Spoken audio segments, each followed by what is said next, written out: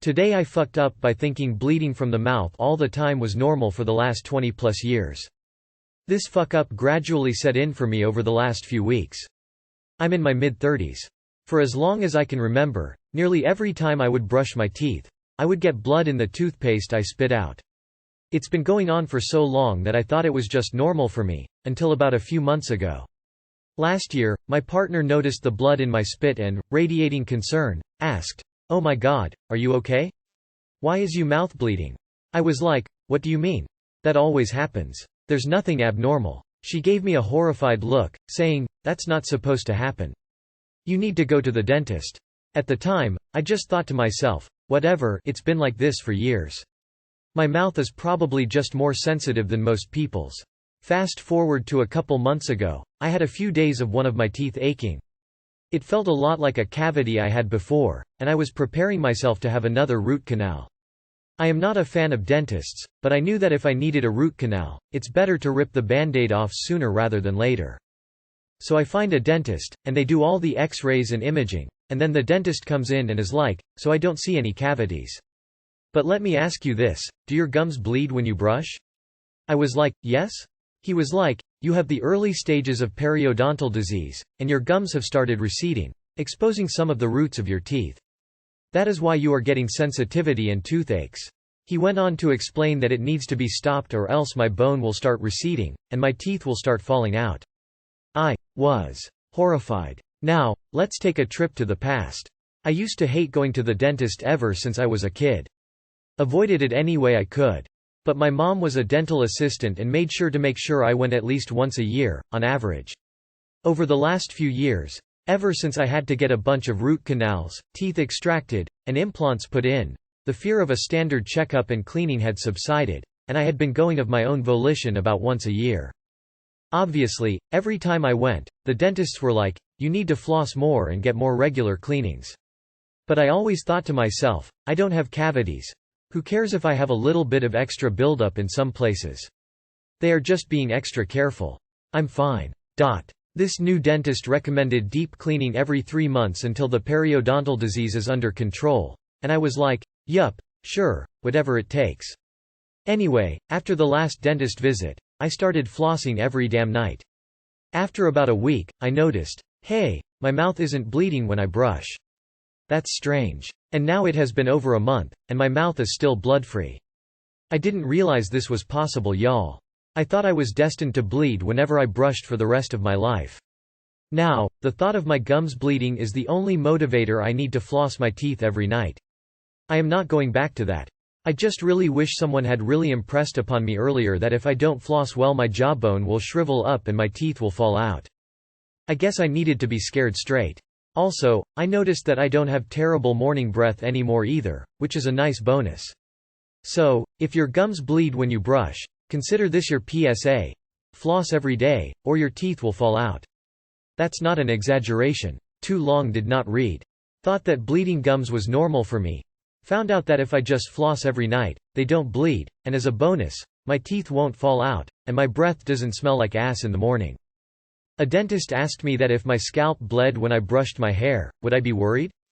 I said, hell yes. He said it was no different with my gums. Started flossing on the regular that day.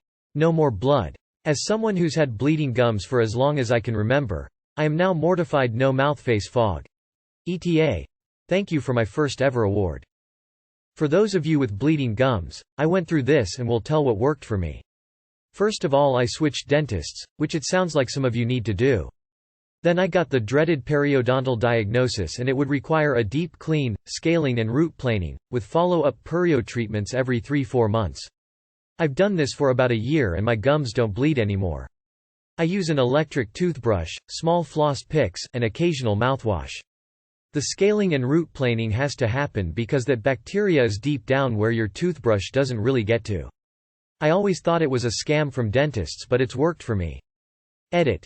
My first deep clean, scale root plane was $520 and the subsequent cleanings have been $125. Just so you guys can compare. Aw fuck man, my gums bleed every time I brush morning and night. I just thought this was how life is. Well, time to start flossing more. The opposite will also result in gum recession. if you brush too hard and at the wrong angle. So remember to brush gently. Hold the toothbrush with like the thumb and one finger, two at most, and go at a 45 degrees angle when brushing the base of the teeth. Wait at least half an hour after eating or drinking anything besides water to brush or you'll erode the enamel. And always jack off after brushing but before rinsing so the fluorine in the toothpaste has time to act. Okay, thank you. Laughing my ass off. I thought the bleeding was normal, so I must start flossing? Today I fucked up by telling people at my friend's wedding I'm from Texas. I guess I'll begin by saying I'm a 25F and I'm from Texas. One of my friends lives in NJ and she recently got married. I flew up from Texas and there was over 100 people. I was the only one from Texas. So during the night I was talking to some people at the wedding and they asked me where I'm from and I mentioned that I'm from Texas.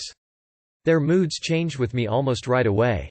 Some of the men and women both started talking to me about guns and how Texas people are, mentioning the border, and rednecks, etc. Acting like they should be wary of me. Just coming right at me with a bunch of stereotypes. It was shocking for me to hear them and see how they were acting differently towards me after this. I'm a kinda big girl with a couple tattoos and one of the women asked me if I've been in a fight in a saloon before. I feel like I fucked up by mentioning this, but on the other hand I wasn't ready for their reactions either. Too long did not read. Today I fucked up by mentioning to people at my friend's wedding that I'm from Texas and had them coming at me with a bunch of stereotypes. A saloon? WTF. And you had your biggest chance to tell a Texas-sized little white lie. Hell yeah, you have been in fights. You have 2 guns, one for even and one for odd number days. And the border. Your family has gun towers along your stretch and the state makes you patrol it 1 week every quarter. Hell, you had to check your rifle and shotgun in at the airport because you couldn't bring it to the East Coast because they would be scared. Edit. Spelling. Since evidently there was too much freaking yellow pollen in my freaking eyes I couldn't see some mistakes. Texans understand. When I didn't live in Texas I used to tell people we all still rode horses everywhere if they would ask me some stupid shit like, "Did you get into a fight at a saloon? You should have put on your best Sandy Squirrel act. You should ask them where they get their spray tans and what bar has the best Jaeger bombs." It's not like New Jersey doesn't have its share of stereotypes.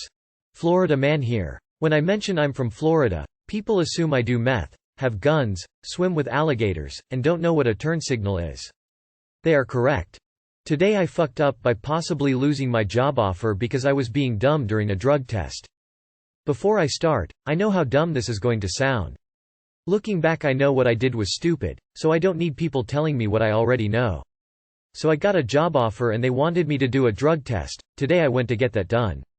What I did was pee in the toilet, and then take the cup and scoop the water. Like I said, I now realize how dumb this sounds. I have never had to take a drug test before this and just assumed this is what I was supposed to do. Nobody ever told me anything. I have never done drugs a day in my life, but I now understand this looks sketchy because people try to dilute their urine. So basically the nurse lady got mad at me, understandably. They made me go to a different location and do an observed test with a doctor, and I did that fine. They have to send both samples to the lab to inspect them. What I'm afraid of now is they'll think I purposely diluted the first sample and revoke my job offer. Once again, please don't insult me in the comments. I know what I did was extremely dumb. I am probably the first one in the history of mankind to do this. I am thinking maybe I'm not smart enough for this job if I can't even do this right. Too long did not read. Did first drug test wrong and had to redo. Now I'm afraid my job offer will get revoked. Ha, that's a good one. There's a temperature strip on the side which is how they could tell that something was up. My son had to take a drug test for Amazon a while back. He drank like 60 ounces of water and a couple Red Bulls just to make sure he could pee. Was on the verge of pissing his pants the whole way there and while sitting in the waiting room. Like crawling up the walls needing to pee so bad. They finally called him up to the counter and handed him a cheek swab. When my cousin was 17 he had his first job interview. Manager. Can you pass a drug test? Cousin. By when? Manager. This interview is over. I've heard worse drug test stories. You'll laugh at this in time. My buddy is a regular smoker and one day his boss told him to expect to be drug tested in the coming weeks. My buddy quit smoking cold turkey and waited. Weeks passed and he asked his boss when the drug test was coming and his boss told him it was cancelled. My buddy tells his boss that it sucks he stopped smoking weed for nothing and his boss laughed and said, We don't test for THC. You won't lose your job if they made you take a second test. The first will come back as a negative dilute, which means that you just had too much water in the sample. This can happen because you literally drink too much water before the test. The second, if you are clean, will be properly done and show a negative test. I had a negative dilute at a job because I was training for a marathon and drinking a ton of water a day. I didn't realize that the 40 ounces of water in the morning before my 12 p.m. test could throw it off. They said no big deal, just take it again. Passed with flying colors. You're not going to lose the job because of an awkward social thing like this. The company won't disclose operational procedures to the job, and the job's not going to ask because they don't care. As long as you were clean, you're good. Whenever I've had an employment drug test, they always put some kind of blue chemical in the toilet bowl so that you can't do this. Today I fucked up by confessing my feelings. My best friend, I'll call him Jay, is a dude. I'm not. We've known each other for like 12 years now. We go all the way back to high school. But I didn't develop an ounce of feeling for him until like 6 years ago when we were both 20. We were watching a movie and I had a sudden realization that I do like him, but I had a boyfriend at the time. Fast forward a few months later when I caught the little shit cheating on me. Jay was there for me, but he had started seeing someone, so again I kept my mouth shut. The biggest regret of my life a year later when he went through a very painful breakup. He had recovered from a half-hour session of crying and decided to watch something. We were both sitting on the couch. He turned the TV on, sat down beside me and rested his head on my shoulder and held my hand till he fell asleep. I could have made a move then. But I didn't. It felt wrong and kinda predatory to make a move on him when he was so vulnerable. I wanted him to recover first. But he found someone else and they're getting married the day after tomorrow. And I still haven't shaken away my feelings for him.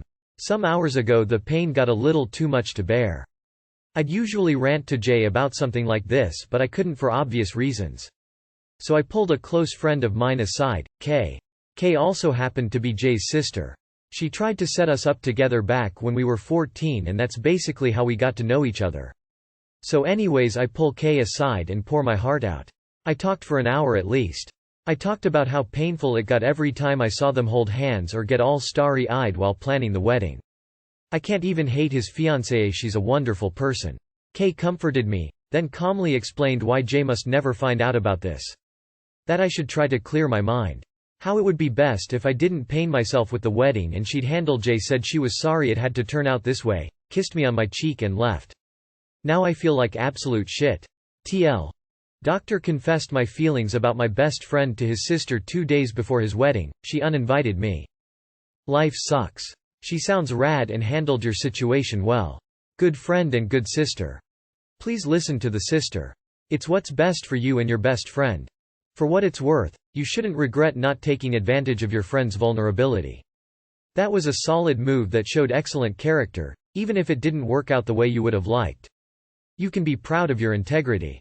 You didn't fuck up. The fuck up would have happened if you didn't talk to the sister. Don't ask me how I know. I would say she's doing you and her brother a genuine kindness by uninviting you.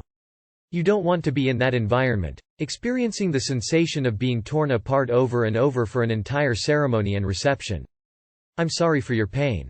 It is hard to bury your feelings and then suddenly realize that you'll never really be free to dig them up again. That being said, as hard as it is to suffer this pain, you'll regret it if you make anything more of it. Trust your friend Kay's judgment. Go somewhere out of town for the day, attend a show, or maybe some sort of event.